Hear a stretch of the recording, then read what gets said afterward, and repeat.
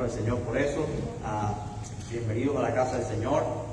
Hoy tenemos el privilegio de tener la casa llena porque quitaron la silla, pero es una bendición que estemos aquí, ¿verdad? Después nos podemos tirar las fotos que siempre nos tiramos cuando quitan las sillas, pero vamos a orar, vamos a pedirle al Señor su bendición para este tiempo. Vamos a darle la gloria y la honra al Señor. Padre que estás en los cielos, te bendecimos y te exaltamos y te damos toda la gloria, toda la honra, toda la alabanza, toda la adoración. Gracias por este día y por esta oportunidad que tú nos das de reunirnos. Gracias porque podemos disfrutar de tu presencia, podemos disfrutar de las alabanzas. Gracias porque tú has usado al hermano Jairo y también a nuestro hermano Eduardo para traer tu palabra, y te pedimos que tú también me uses a mí en este día y que tu palabra pueda edificarnos, darnos, Señor, la esperanza que necesitamos. Nos ayude, Señor, a ser renovados en nuestra mente y en cada área de nuestro ser. Gracias por todo. En nombre de Cristo Jesús. Amén. Bueno, quedamos en 1 Corintios capítulo 15. En la carta a los Corintios, el apóstol Pablo aborda diferentes problemas que estaban sucediendo en la iglesia de Corinto. Uno de los problemas que más preocupa al apóstol es obviamente el problema doctrinal, la doctrina, la enseñanza. Por el capítulo 15 entendemos que había un grupo en la iglesia de Corinto que no creía en la resurrección del Señor Jesús. Es decir, no creía lo que la Biblia dice sobre la resurrección. Tal vez sí creían algunas cosas, pero no como lo enseña la palabra de Dios, y esto era un gran problema. Vimos al principio del capítulo, en el verso 1 al verso 11, la introducción de esta doctrina y la veracidad de ella. En los versos 12 a 19, el domingo antepasado, vimos la implicación de la resurrección, qué significa para nosotros como cristianos. Y hoy vamos a ver la forma o los detalles, el tiempo de la resurrección. Para esto vamos a hacer 3 preguntas. El mensaje va a ser sencillo. Las 3 preguntas que nos debemos hacernos sobre la resurrección es cómo, cuándo y dónde. Con esas 3 preguntas vamos a saber cómo va a ser la resurrección, cuándo va a ocurrir y dónde va a tomar lugar. Creo que eso nos va a ayudar a entender lo que dice el apóstol Pablo. Así que le invito a que busquemos en nuestras Biblias, en 1 Corintios capítulo 15, verso del 35 al 58.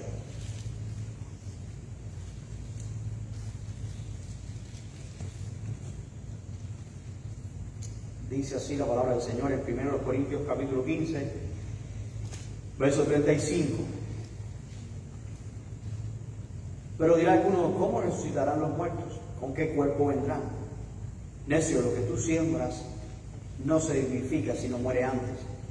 Y lo que siembras no es el cuerpo que ha de salir, sino el grano desnudo, ya sea de trigo o de otro grano. Pero Dios le da el cuerpo como Él quiso, y a cada semilla su propio cuerpo. No toda carne es la misma carne, sino que una es la carne de los hombres, otra carne de las bestias, otra la de los peces y otra la de las aves. Y hay cuerpos celestiales y cuerpos terrenales, pero una es la gloria de los celestiales y otra la de los terrenales. Una es la gloria del sol, otra la gloria de la luna y otra la gloria de las estrellas, pero una estrella es diferente de otra en gloria. Así también en la resurrección de los muertos. Se siembra en corrupción, resucitará en incorrupción. Se siembra en deshonra, resucitará en gloria. Se siembra en debilidad, resucitará en poder. Se siembra cuerpo animal, resucitará cuerpo espiritual. Hay cuerpo animal y hay cuerpo espiritual. Así también está escrito, fue hecho el primer hombre, Adán, alma viviente. El postrer, Adán, espíritu vivificante. Mas lo espiritual no es lo primero, no es primero, sino lo animal, luego lo espiritual. El primer hombre es de la tierra terrenal. El segundo hombre, que es el Señor, es del cielo. Cual el terrenal, tales también los terrenales, y cual es celestial, tales también los celestiales. Y así como hemos traído la imagen del terrenal, traeremos también la imagen del celestial. Por esto digo, hermanos, que la carne y la sangre no pueden heredar el reino de Dios, ni la corrupción hereda la incorrupción. Y aquí os digo, es un misterio. No todos dormiremos, pero todos seremos transformados. En un momento, en un abrir y cerrar de ojos, a la final trompeta, porque se tocará la trompeta y los muertos serán resucitados incorruptibles y nosotros seremos transformados. Porque es necesario que esto corruptible se vista de incorrupción y esto mortal se vista de inmortalidad. Y cuando esto corruptible se haya vestido de incorrupción y esto mortal se haya vestido de inmortalidad, entonces se cumplirá la palabra que está escrita: sorbida es la muerte en victoria. ¿Dónde está, oh muerte, tu aguijón? ¿Dónde, oh sepulcro, tu victoria? Ya que el aguijón de la muerte es el pecado, y el poder del pecado, la muerte. Mas gracias sean dadas a Dios, que nos da la victoria por medio de nuestro Señor Jesucristo. Así que, hermanos míos amados, estad firmes y constantes, creciendo en la obra del Señor siempre, sabiendo que vuestro trabajo en el Señor no es en vano. La verdad de la resurrección de los muertos no es una verdad nueva del Nuevo Testamento, sino que es una verdad que encontramos en toda la Biblia. La encontramos en libros tan antiguos como Job, que pensamos que es el primer libro escrito en la Biblia. Si vamos, por ejemplo, a Job capítulo 19, Job 19, versos 25 al 27, dice: yo sé que mi Redentor vive, y al fin se levantará sobre el polvo, y después de deshecha esta mi piel, en mi carne he de ver a Dios, al cual veré por mí mismo, y mis ojos lo verán y no otro, aunque mi corazón desfallece dentro de mí. Job tenía la confianza de que él iba a ver al Redentor, y él tenía la confianza de la resurrección. El profeta Isaías, en Isaías capítulo 26, verso 19, nos enseña también su confianza en la resurrección. Isaías 26, 19, dice: tus muertos vivirán, sus cadáveres resucitarán, despertad y cantad, moradores del polvo, porque tu rocío es cual rocío de hortalizas, y la tierra dará sus muertos. ¿Qué está hablando? De resurrección, de una resurrección masiva, no de una persona solamente, sino de muchas personas que van a resucitar. Y el profeta Daniel, en Daniel capítulo 12, verso 2, nos dice: y muchos de los que duermen en el polvo de la tierra serán despertados, unos para vida eterna y otros para vergüenza y confusión perpetua, Ahí hay un énfasis más grande en esta profecía. Todas las personas van a resucitar, pero unos van a resucitar para vida eterna y otros van a resucitar para una vergüenza eterna, perpetua, A la pregunta de cómo será la resurrección, hemos leído en 1 Corintios, versos 35 al 50, algunos detalles. ¿Cómo será nuestro cuerpo cuando nosotros resucitemos? ¿Cómo será este misterio, El apóstol explica que será un cuerpo adaptado al cielo nuevo y la tierra nueva. En el verso 40, 1 Corintios 15, 40 dice: y hay cuerpos celestiales y cuerpos terrenales, pero una es la gloria de los celestiales y otra la de los terrenales. Cuando nuestros cuerpos fueron creados para vivir en esta tierra, ¿verdad? Para vivir bajo este cielo. De hecho, si la tierra estuviera un poquito, no mucho, pero un poquito, unas millas más cerca del sol, pues nosotros nos quemaríamos. Si estuviera un poquitico más separada del sol, nosotros nos congelaríamos. Quiere decir, la distancia de nuestro planeta del sol es exactamente la necesaria para el mantenimiento de la vida. Nosotros fuimos creados para vivir en este lugar. Y a pesar de la caída, y a pesar del diluvio, de todas las cosas que trajo el diluvio, como los problemas climáticos y la congelación de los polos y el calor que usted tiene cuando abre la puerta, a pesar de todas esas cosas, todavía se mantiene la vida en la tierra, está bajo el rango de la vida en la tierra, porque somos creados para esta tierra, la cantidad de oxígeno que recibimos, todos estos factores, Dios nos ha creado para esta tierra, con este cuerpo. Pero cuando seamos resucitados, nosotros vamos a ser resucitados con un cuerpo que será adaptado no a esta tierra, sino al cielo nuevo y la tierra nueva. ¿Entiendes? A veces las personas no entienden, por ejemplo, cuando se habla de la condenación eterna de los que no creen en el Señor Jesucristo. ¿Cómo es posible que una persona se consuma para siempre en el infierno y no se consuma? Es decir, que esté en un estado eterno de condenación sin consumirse. Bueno, el problema es que como mismo el cuerpo, después de la resurrección, es adaptado para el cielo nuevo y la tierra nueva, también va a haber un cuerpo que va a ser adaptado para un infierno de fuego. Entonces, es Dios quien da este cuerpo, quien da un cuerpo adaptado para el propósito. Será un cuerpo imperecedero, quiere decir un cuerpo que durará para siempre, dice el verso 42. Así también es la resurrección de los muertos. Se siembra en corrupción, resucitará en incorrupción. Todos los que estamos aquí hemos notado síntomas de un cuerpo que se desgasta y un cuerpo que cambia. Hasta los niños, ¿verdad? De pronto se le cae un diente y dicen, mira, bueno, ya, no sé. Bueno, eso lo experimentamos todos los seres humanos. El cuerpo con que vamos a resucitar, al contrario, va a ser un cuerpo que no se corrompe, va a ser un cuerpo que no se enferma, va a ser un cuerpo que no se destruye, ni se autodestruye, va a ser un cuerpo que no se envejece, va a ser un cuerpo que no se corrompe. Es un cuerpo incorruptible, preparado por Dios para ese propósito. Y va a ser un cuerpo glorificado, ¿verdad? Va a ser un cuerpo glorificado. Dice el verso 43, se siembra en deshonra, resucitará en gloria, ¿verdad? Se siembra en debilidad, resucitará en poder, ¿no? Cuando la persona muere es algo deshonroso, ¿verdad? Es algo triste, es algo lamentable. Pero el día en que nosotros resucitemos de los muertos, ya no va a haber deshonra, va a ser gloria, ¿verdad?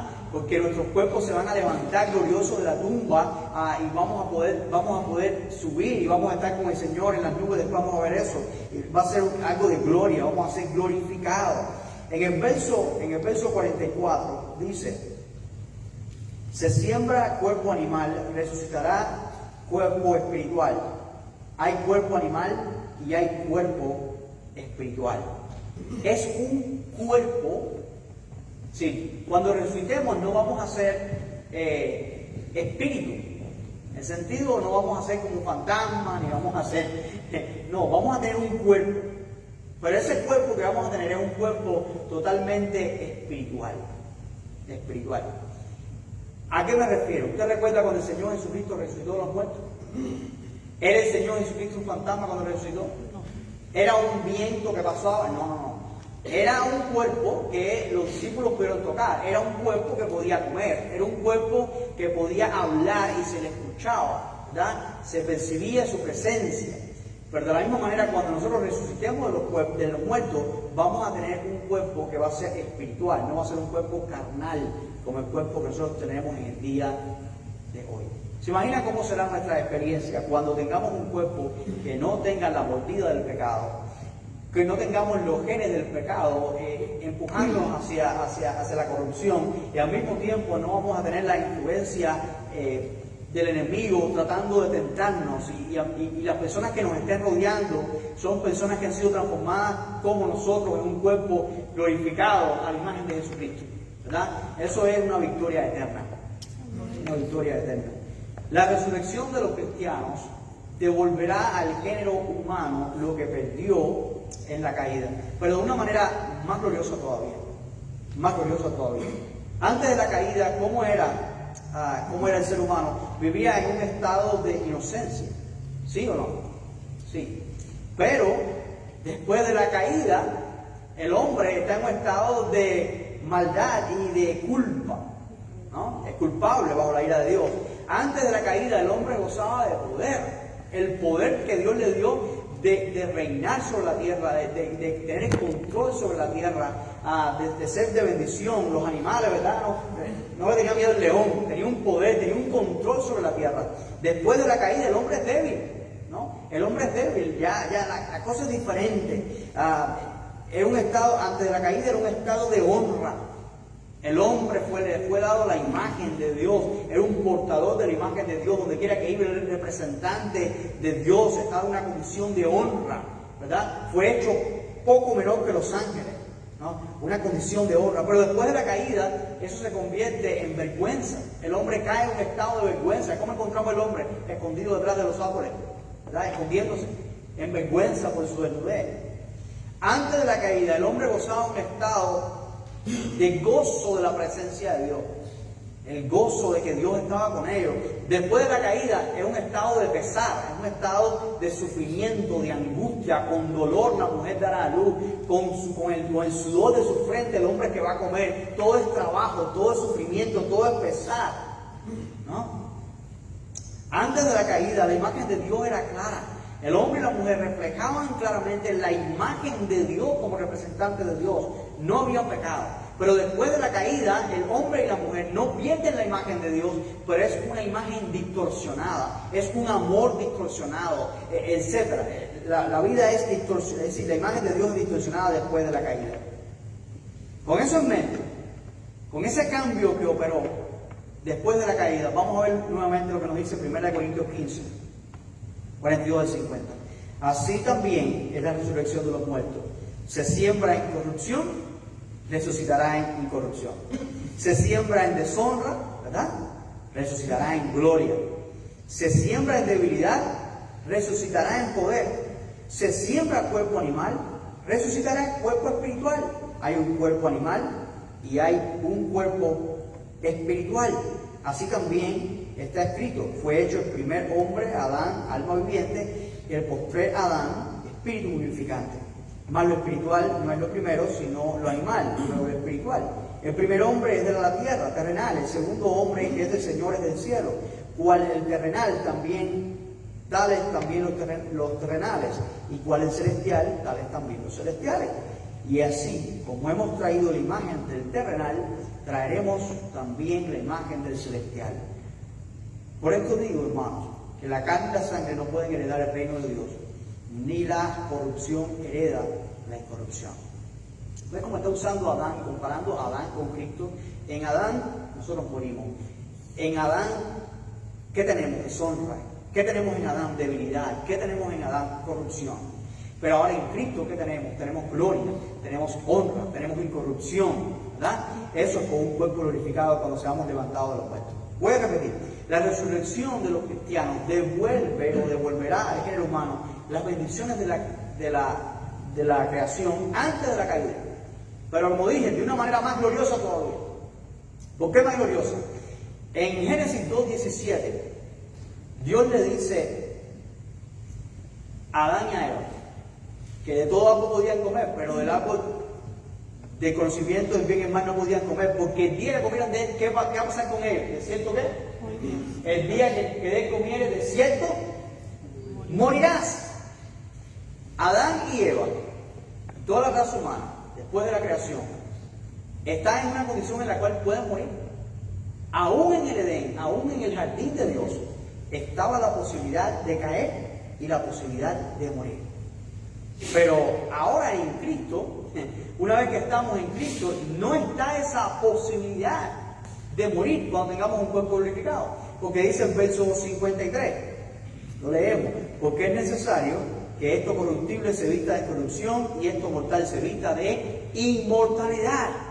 Ahora cuando estamos en Cristo, no se nos dice que vamos a morir si comemos esto, aquello, lo otro, sino que vemos que en el Apocalipsis al final el árbol, está ese árbol de la vida, está en el medio del paraíso de Dios, y sus hojas son para la sanidad de las naciones. No hay más muerte una vez que hayamos resucitado de los muertos. Y esto se logra porque para ese momento será destruida la muerte para siempre. Isaías 25:8. Isaías 25:8.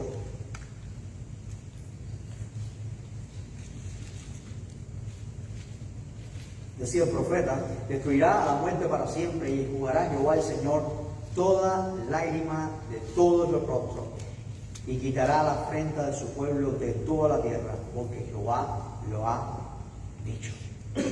La promesa de que Dios destruirá la muerte para siempre. Si vamos a 1 Corintios 15, en el verso 26,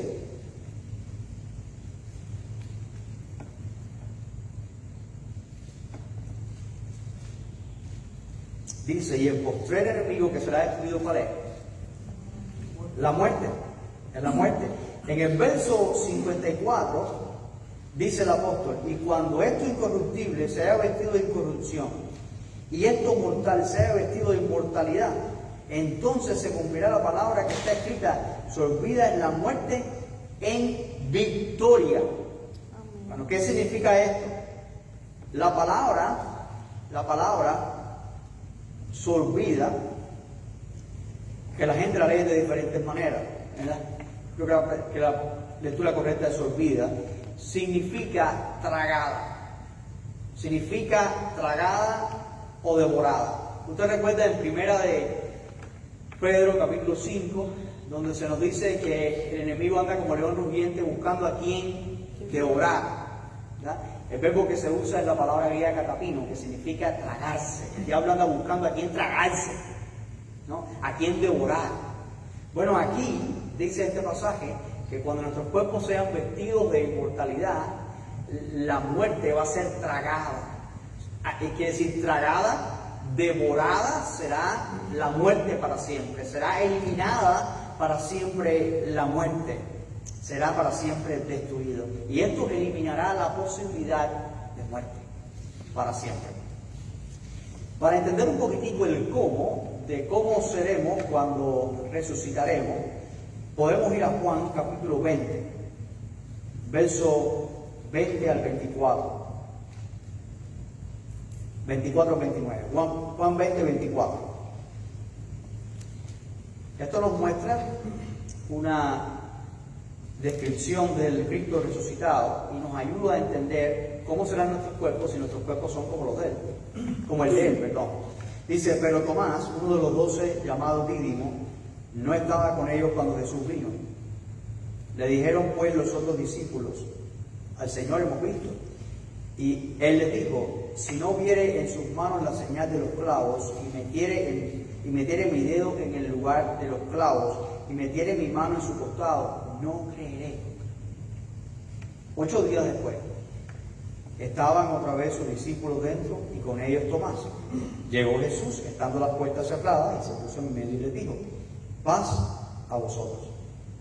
Luego dijo a Tomás: pon aquí tu dedo y mira mis manos, y acerca tu mano y métela en mi costado, y no seas incrédulo, sino creyente. Entonces Tomás respondió y le dijo: Señor mío y Dios mío. Jesús le dijo: porque me has visto, Tomás, creíste. Bienaventurados los que no vieron y creyeron. ¿Qué tenemos aquí en el cuerpo glorificado? Un cuerpo que no está sujeto a tiempo y espacio. Un cuerpo que las puertas estaban cerradas. Juan lo está diciendo claramente, ¿verdad? Y enfatiza esto. Llegó Jesús estando las puertas cerradas y se puso en medio. Sí. Como si las puertas están cerradas, de pronto llega Jesús y se pone en el medio de ellos. Entonces eso es un cuerpo que desafía el espacio, o que no está sujeto al espacio o a la materia como nuestros cuerpos están sujetos. Si yo quiero estar en la guardería que está ahí al lado, yo tengo que usar la puerta, porque si yo contra la pared me voy a escachar. Pero el cuerpo de Jesús no es un cuerpo así cuando resucitó, es un cuerpo que desafía el espacio, ¿verdad? Y también si leemos otros pasajes nos damos cuenta que desafía el tiempo, ¿no? Y eso es algo tremendo. Así serán nuestros cuerpos, ¿verdad? Y es nuestro trabajo entender bien esta esperanza, y cada vez que leamos del cuerpo de Cristo resucitado, recordar que nuestros cuerpos un día van a ser como el de Él. Solamente Él fue el primero y nosotros vamos después. Pero ¿cuándo sucederá esto? ¿Cuándo sucederá? Primera de Corintios 15, nuestro pasaje, versos 51 al 57. Aquí os digo un misterio: no todos dormiremos, pero todos seremos transformados. En un momento, en un abrir y cerrar de ojos, a la final trompeta, porque se tocará la trompeta y los muertos serán resucitados incorruptibles, y nosotros seremos transformados, porque es necesario que esto corruptible se vista de incorrupción y esto mortal se vista de inmortalidad. Y cuando esto corruptible se haya vestido de incorrupción y esto mortal se haya vestido de inmortalidad, entonces se cumplirá la palabra que está escrita: sorbida es la muerte en victoria. ¿Dónde está la muerte tu aguijón? ¿Dónde, oh sepulcro, tu victoria?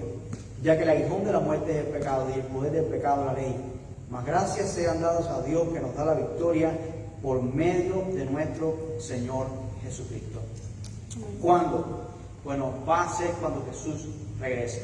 Y esto es importante, porque en el primer siglo hubo cristianos en la iglesia que se levantaron diciendo que ya los muertos habían resucitado. Y eso es una herejía, ¿verdad? Nadie se puede levantar diciendo que los muertos han resucitado. Es decir, que los cristianos han resucitado ya.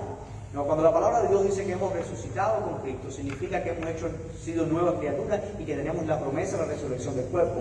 Pero todavía ningún cuerpo de un cristiano se ha levantado de la tumba. Todavía no es el momento. Es cuando el Señor venga, cuando se toque la trompeta, la final trompeta. Cuando el Señor venga, entonces es que nosotros vamos a resucitar. Cuando Jesús regrese. Los cristianos de todos los tiempos, desde el primer siglo, ¿verdad? Todos vamos a resucitar en ese momento, en esa etapa, en ese lapso. Pero en un orden. Primero los muertos en Cristo y luego los que vivan, los que estemos vivos, seremos transformados. Imagínense, si el Señor viniera hoy. Y esto, para que suceda esto, nada tiene que pasar. ¿Okay? Para que suceda esto, lo único que tiene que pasar es que el Padre diga ahora. Es lo único que falta. ¿Verdad? Todo lo demás está cumplido. Para que suceda esto, lo único que tiene que pasar es que el Padre diga ahora. ¿No? Imagínense que de pronto se escuche la trompeta, ¿no? Se escuche el anuncio de la trompeta. ¿Y qué sucedería? Los cristianos que han muerto y que están enterrados en el cementerio de la esquina, se van a levantar sus cuerpos, se van a levantar cuerpos de allí, ¿no? Y van a subir, y van a ir a las nubes con el Señor. Y los cuerpos de nosotros, los creyentes, van a levantarse también. Lo único, como nosotros no hemos muerto todavía, nuestros cuerpos van a ser transformados como el cuerpo de ellos en el aire. Déjame decirles, Dios no necesita que un cuerpo esté completo para levantarlo. ¿Okay? Dios no necesita que un cuerpo esté íntegro para levantarlo. No es que si una persona murió y tomaron su corazón para un trasplante de corazón con otra persona y ese cuerpo no se levanta porque no tiene corazón. No es nada de eso.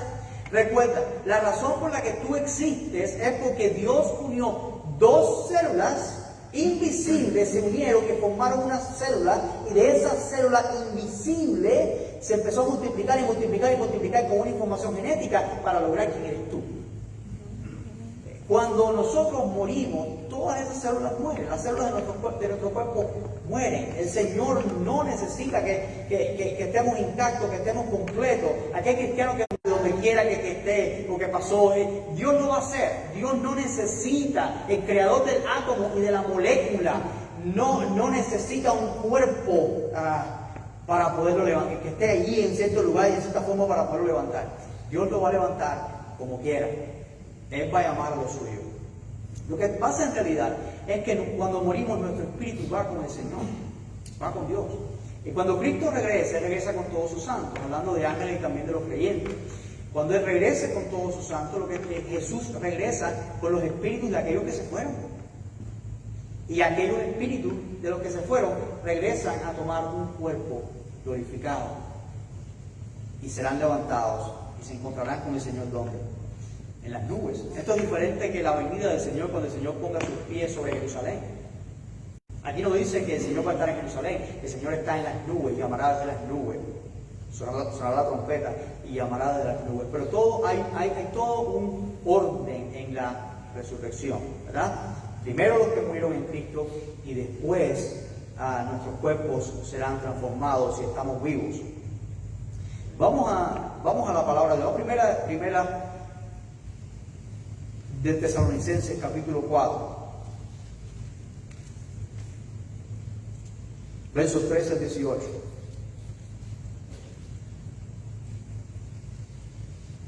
Primera de Tesalonicenses 4, 13 al 18.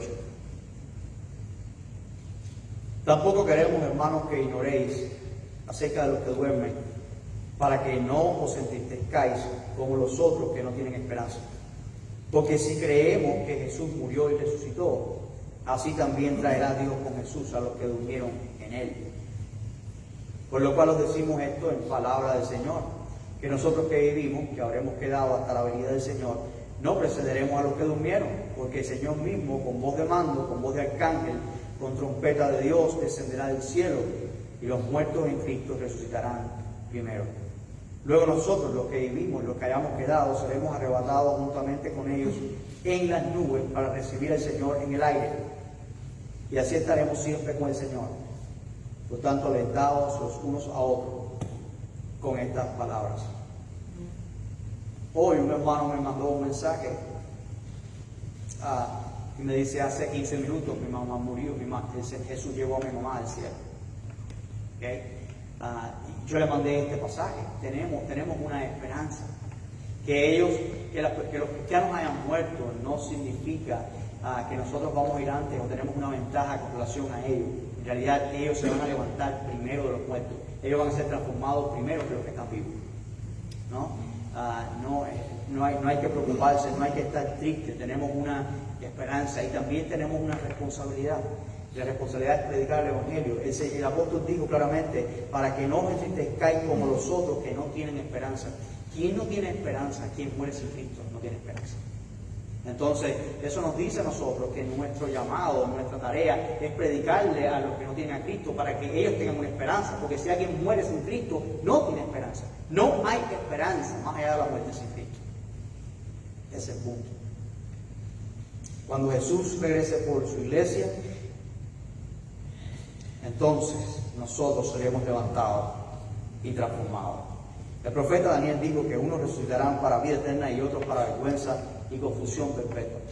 Sabemos que todos los seres humanos van a resucitar, pero todos no van a ser resucitados para gloria. Algunos van a ser resucitados para condenación eterna. ¿Cuándo? Ante el juicio del gran trono blanco. En Apocalipsis capítulo 20, verso del 11 al 15, dice: y vi un gran trono blanco y al que estaba sentado en él, de delante del cual huyeron la tierra y el cielo, y ningún lugar se encontró para ellos. Y vi a los muertos grandes y pequeños de pie ante Dios, y los libros fueron abiertos, y otro libro fue abierto, el cual es el libro de la vida, y fueron juzgados los muertos por las cosas que estaban escritas en los libros según sus obras. Y el mar entregó los muertos que había en él, y la muerte y el Hades entregaron los muertos que había en ellos, y fueron juzgados cada uno según sus obras. Y la muerte y el Hades fueron lanzados al lago de fuego. Esta es la muerte segunda. El que no se halló inscrito en el libro de la vida fue lanzado al lago de fuego. Quiere decir, no hay esperanza después de la muerte. La tercera pregunta que debemos hacernos en cuanto a la resurrección es: ¿dónde? ¿Dónde va a ocurrir? ¿Dónde vamos a estar? La respuesta sencilla es: va a ser en la tierra, como hemos leído. Va a ser en la tierra, pero va a ser para que vivamos en el cielo.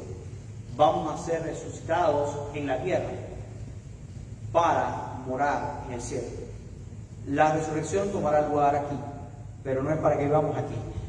Reinaremos con Cristo durante el milenio, si entendemos claramente y literalmente lo que dice la palabra de Dios.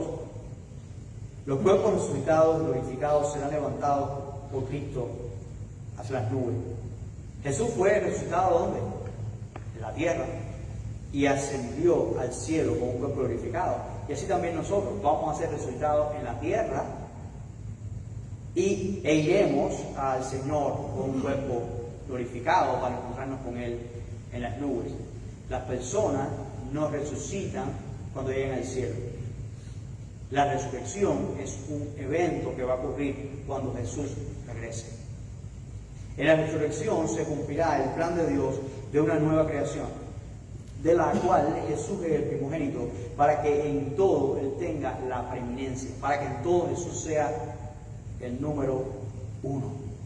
En Colosenses capítulo 1, verso 10, vamos a leer dos pasajes: Colosenses 1:10 y Romanos 8:29. Colosenses 1:18 dice que Él es la cabeza del cuerpo, que es la iglesia. Él es el principio. Él es el principio, el primogénito de los muertos, de entre los muertos, para que en todo tenga la preeminencia. Jesús es el primero que murió y se levantó con un cuerpo glorificado, para que en todo Él tenga el number 1, para que en todo Él tenga el número 1, ¿no? Si vamos a Romanos capítulo 8, verso 29, dice: porque a los que antes conoció, también los predestinó para que fuesen hechos conforme a la imagen de su Hijo, para que Él sea el primogénito entre muchos hermanos. ¿De qué nos está hablando? Aquellos que Dios entendió su gracia de antemano, que conoció desde antes de la fundación del mundo, Él los ordenó de antemano, los predestinó para que fuesen hechos conformes a Cristo, para que fueran hechos conforme a la imagen de Cristo, para que fueran como su Hijo, para que Él, su Hijo, sea el primogénito, el primero, el número 1 entre muchos hermanos. De eso es lo que está hablando. Una vez que creemos en el Señor Jesucristo y nacemos de nuevo, nuestro verdadero hogar es el cielo. Nuestra verdadera y segura ciudadanía está en el cielo, ¿no? Esta semana estuvimos lejos, mi familia y yo, ¿verdad? Cuando mi hija y yo era tan lejos, dice: yo no quiero regresar. No era porque no extrañaba, sino porque no quería pasar el mismo viaje para atrás. ¿Verdad? Pero hoy cuando veníamos de camino a la iglesia, decía: oye, ¿quieres ir a Kentucky? ¿Quieres ir a Ohio? Dice: no quiere, ¿verdad? Y a los cristianos nos pasa lo mismo, ¿verdad? Sabemos que nuestro hogar es el cielo, pero nadie quiere irse de aquí, todo el mundo está cómodo aquí, ¿verdad?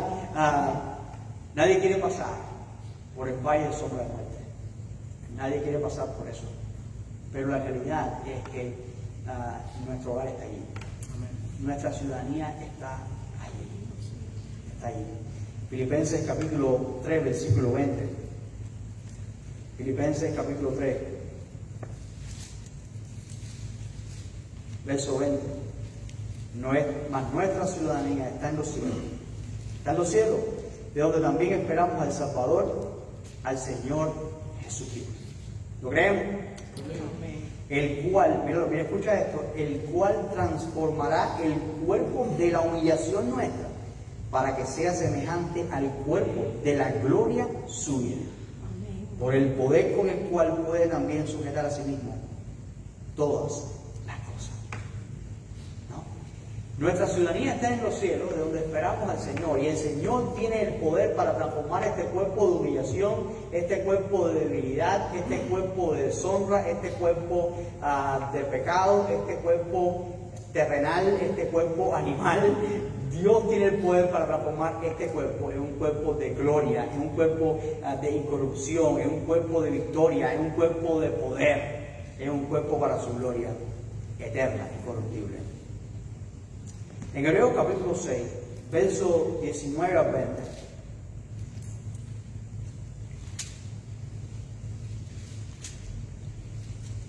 Hebreos capítulo 6, verso 19 al 20. Nos está hablando de la esperanza que tenemos, de la promesa que tenemos. Y la resurrección es parte de la promesa, ¿verdad? Dice, la cual tenemos, esta esperanza que tenemos nosotros, esta promesa, ¿no? Dice el verso 19, la cual tenemos como segura y firme ancla del alma, y que penetra hasta dentro del velo, donde Jesús entró por nosotros como precursor, hecho sumo sacerdote para siempre, según el orden de Melquisedec. Vamos a digerir esto un poquitico, ¿no? Esta esperanza, la esperanza puesta delante de Él, como dice el verso 18, delante de nosotros, esta esperanza la tenemos como una ancla del alma, como un ancla del alma. Nuestra alma está anclada, está segura en esta esperanza que nosotros tenemos. Eso de que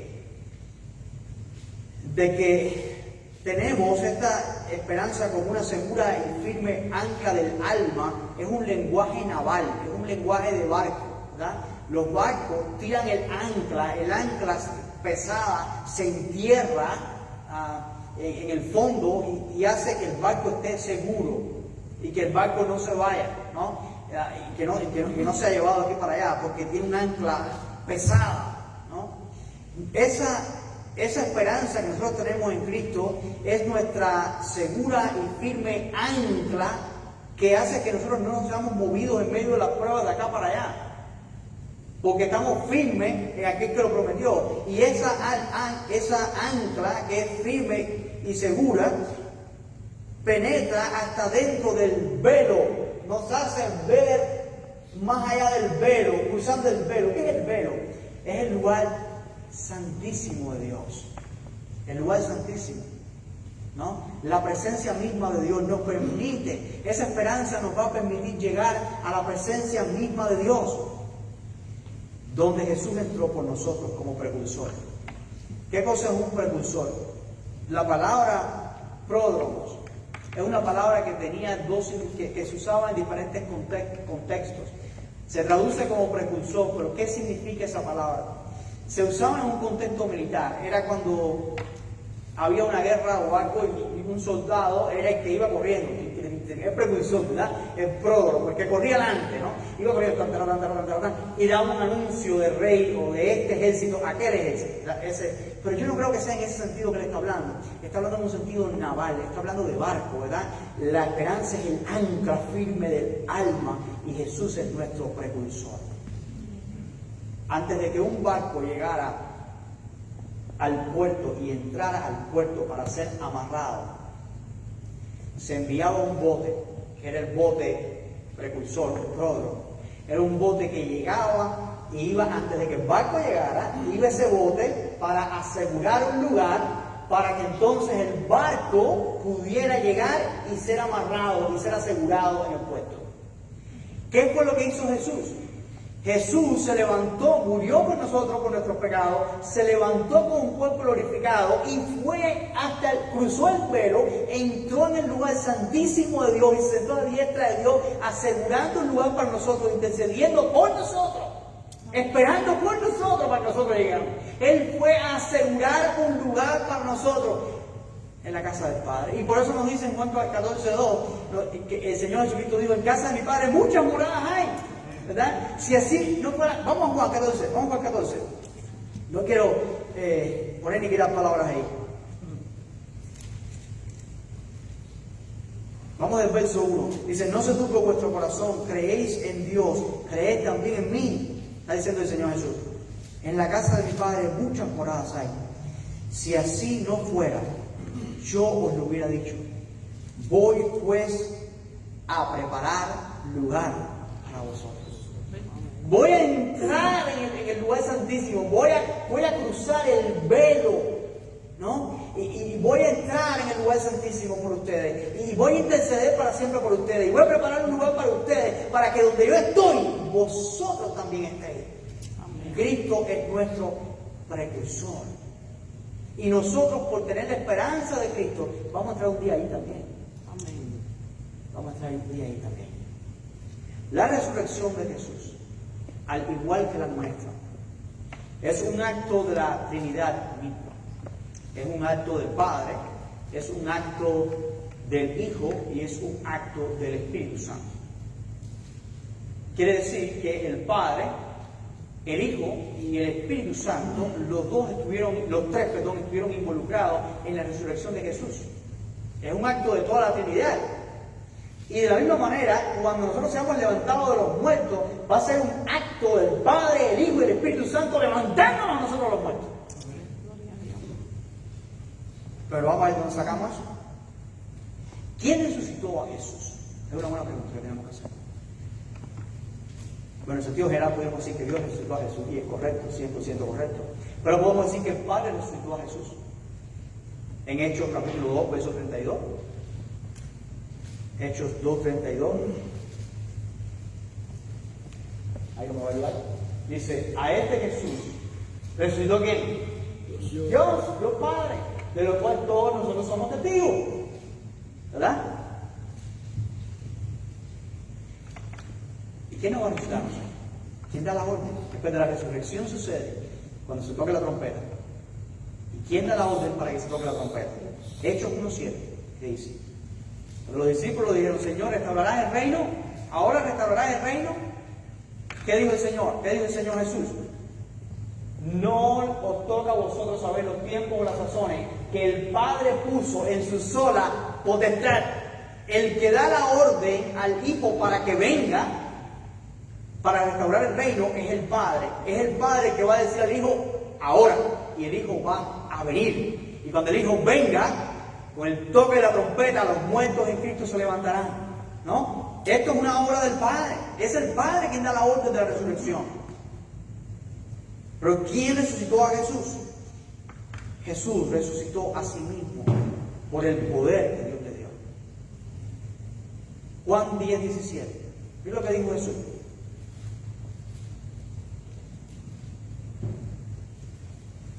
Juan 10:17. Por eso me ama el Padre, porque yo pongo mi vida para volverla a tomar. Él tiene un poder para dar su vida y tiene poder para volverla a tomar. Quiere decir, sí, el Padre levantó a Jesús de entre los muertos, pero Jesús tiene poder para levantarse de entre los muertos, porque la muerte no puede contener al Hijo de Dios. Es como la misma pregunta, ¿quién mató a Jesús? Algunos dicen los judíos, otros dicen los romanos. Jesús dijo, yo pongo mi vida, nadie me la quita, yo la pongo. ¿Verdad? Jesús tenía poder, tiene el poder para no haber muerto nunca, tenía el poder para destruir a toda aquella gente, tenía el poder para hacer lo que quisiera hacer. Él es Dios, pero Él se sometió a la voluntad del Padre, se sometió a la voluntad, al plan del Padre para salvarte a ti y salvarme a mí.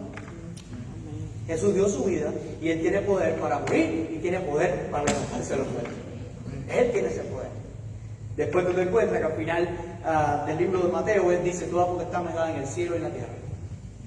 Toda potestad. También la potestad de levantar a los muertos, sí, también la potestad de levantar a los muertos. Toda potestad. En el cielo y en la tierra. Solamente el Hijo de Dios puede decir eso, está Dios hecho hombre. Primera Tesalonicenses 4:16 nos dice, porque el Señor mismo con voz de mando, con voz de arcángel, con trompeta de Dios descenderá del cielo y los muertos en Cristo resucitarán primero. El Señor mismo con voz de mando, con voz de arcángel, con trompeta de Dios.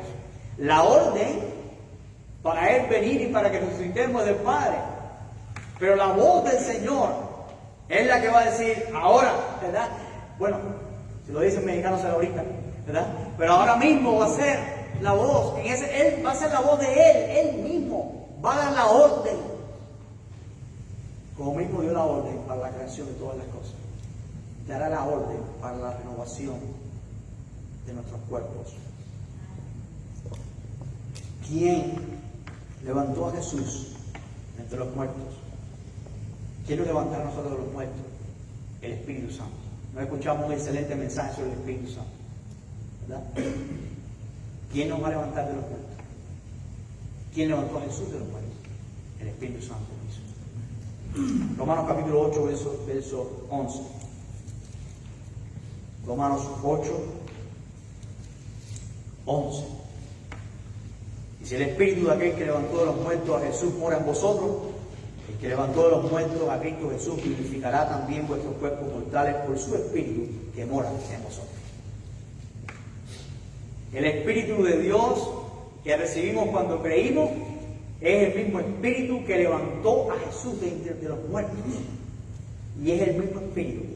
El apóstol usando el argumento, si ese Espíritu que levantó a los muertos a Jesús está en nosotros, ese mismo Espíritu nos va a levantar también a nosotros de los muertos. El Padre, el Hijo y el Espíritu Santo van a obrar en nuestra resurrección. Tanto en Primera a los Corintios como en Primera de Tesalonicenses, el apóstol deja ver que debe existir una respuesta nuestra ante la verdad de la resurrección. Vamos a Primera de Tesalonicenses 4:18.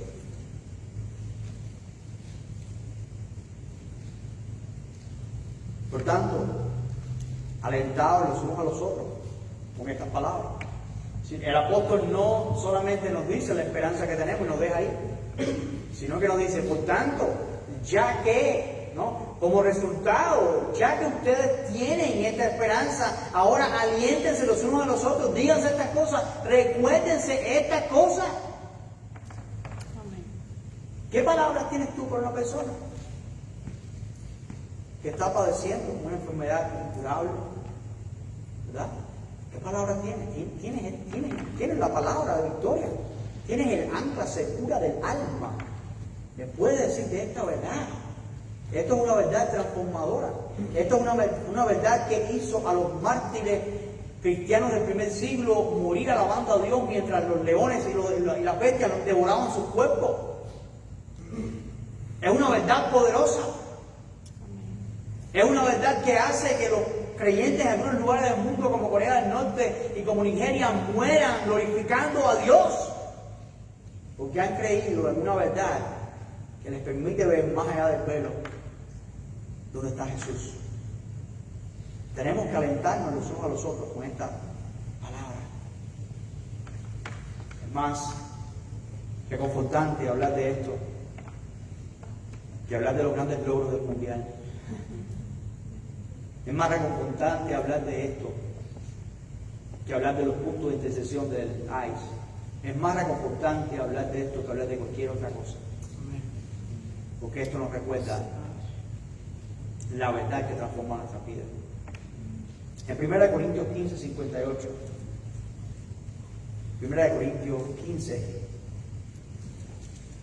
58. Así que, terminando el capítulo, así que, por lo tanto, por lo demás, ¿verdad? Hermanos míos amados, estad firmes y constantes. Sean firmes, sean constantes. No dejen de buscar de Dios, no dejen de congregarse, no dejen de ser fieles al Señor, creciendo en la obra del Señor siempre. Sabiendo que vuestro trabajo en el Señor no es en vano. ¿Verdad? Crezcan en el Señor siempre. ¿Qué cosa es crecer en el Señor? Cada vez pareciéndonos más al Señor, cada vez buscando más la presencia del Señor, cada vez siendo más como Cristo, alabándole, leyendo la palabra, orando, buscando al Señor, sabiendo que vuestro trabajo en el Señor no es en vano. Recuerda, eso es contrario a lo que decían algunos de los corintios. Los corintios estaban diciendo, comamos y bebamos porque mañana nos vamos a morir. Y le dice, güey, no es comamos y bebamos porque mañana nos vamos a morir, sino crezcan en la obra del Señor, porque ustedes saben que lo que ustedes hagan para el reino de Dios va a recibir una recompensa. Sean firmes y constantes. Que nada los mueva de la fe. Que nada los mueva de la fe. ¿Qué es ese nada? ¿Qué es ese nada? Nada significa nada. Tiene una mejor definición. Claro, todos nosotros tenemos un punto en que nuestra fe puede quebrarse, ¿verdad? Todos nosotros podemos pasar por ciertas pruebas. Y dice el propio Señor dijo que no vamos a ser tentados más de lo que podemos resistir, ¿verdad? Hasta los metales le pasa eso, ¿sabes? Todos los metales le hacen una prueba. Me se olvidó cómo se llama la prueba ahora y cómo se llama el punto ese, pero hay un punto en que los metales le hacen una prueba de fuerza y en cierto punto ¡pum!, se parte, y ellos apuntan ese valor. Y cada metal tiene su valor, tiene su... ¿Qué es lo que puede hacer que tú te apartes? Bien, piensa. Porque aquí dice ser firmes y constantes. Ser firmes y constantes no deja que nada te aparte. En la cristiandad actual hay creyentes que son tan fuertes como una barra de mantequilla de bronce. Cualquier cosita los aparte. ¿Verdad? La herejía que vieron en un videíto de YouTube, la mueca que hizo mi hermano, ya no quiero venir a la iglesia porque me miró mal, ¿verdad? Lo que escucharon que alguien dijo, interpretaron, pensaron que era con ellos, ¿verdad? La comodidad de la casa. Hay muchas cosas que pueden hacernos apartar y alejarnos de la verdad de Dios. Pero yo voy a terminar con lo que termina el apóstol. Así que, hermanos míos y amados, estad firmes y constantes. No solamente firme y constante, sin moverte, ¿no? Creciendo en la obra del Señor siempre, sabiendo que vuestro trabajo en el Señor no es en vano. Tenemos esperanza. Bueno, Padre que estás en los cielos, te damos las gracias por este día y te damos muchas gracias por las cosas que haces en nosotros. Gracias por la esperanza segura que nosotros tenemos. Gracias por nuestro precursor, que vino a sufrir el castigo de nuestra paz, el castigo de nuestra reconciliación contigo, para darnos esta esperanza, para preparar un lugar especial para nosotros que no lo merecemos, porque tú nos amas y nos has amado desde antes de la fundación del mundo. Gracias por tu misericordia. Señor, ayúdanos a permanecer firmes y constantes, sin movernos a la derecha, a la izquierda, sino firmes en una misma mente, en un mismo sentir, mirando a tu Hijo, quien está a la diestra tuya intercediendo por nosotros, oh Padre. Ayúdanos a alentarnos con estas palabras. Ayúdanos a hacer de esta esperanza una firme ancla del alma. También te pedimos que tú nos ayudes a compartir esta verdad con otros que viven sin esperanza y que si se pierden, se perderán sin esperanza eterna, pero que hoy pueden recibirte y cambiar el rumbo de su vida y cambiar su eternidad. Úsanos como instrumentos para tu gloria. Lo pedimos, Señor, por tus misericordias y por tu gracia, reconociendo nuestra incapacidad, reconociendo nuestra corruptibilidad, reconociendo nuestras debilidades, reconociendo nuestra posición después de la caída, pero exaltando tu nombre por la bendición que recibimos de tu Hijo. Gracias porque tú nos ves como tú ves a tu Hijo, porque Él murió en nuestro lugar. Gracias porque no hay un amor más grande que este, que podamos ser llamados hijos tuyos, aún sin merecerlo. Gracias por estas promesas y gracias porque tú nos has revelado estas cosas. Gracias porque has tenido misericordia de nosotros y has querido revelárnoslas a nosotros, sin merecerlo. Gracias por tu misericordia y tu amor. En nombre de Cristo Jesús. Amén. Dios le bendiga.